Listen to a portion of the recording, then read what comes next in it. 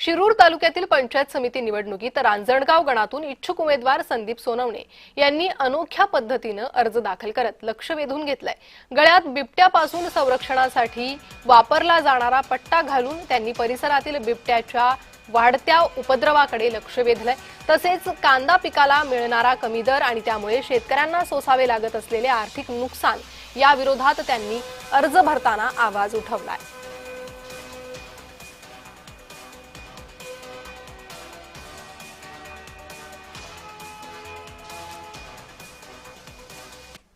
बिबट्यांचे वाढते हल्ले आणि या बिबट्यांच्या वाढत्या हल्ल्यांमुळे बिबटे मानवी वस्तीमध्ये शिरूर लहान मुलं स्त्रिया यांना टार्गेट करून त्यांना त्यांचा त्या ठिकाणी बळी घेतला जात आहे। म्हणून खऱ्या अर्थानं शासनाने या हिजमिक पट्टा घातलेला आहे। ह्या पट्ट्याच्या माध्यमातून लक्ष वेधून आमच्या ह्या शिरूर तालुका बिबट्याच्या पासून भयमुक्त तालुका आमचा करायचा आहे। आणि यासाठी मी माझा नामनिर्देशन अर्ज सादर केल्यानंतर मी निवडून आल्यानंतर मी या प्रश्नावर सातत्याने आवाज उठून जोपर्यंत हा प्रश्न मिटत नाही तोपर्यंत मी ह्या गोष्टीचा पाठपुरावा केल्याशिवाय राहणार नाही।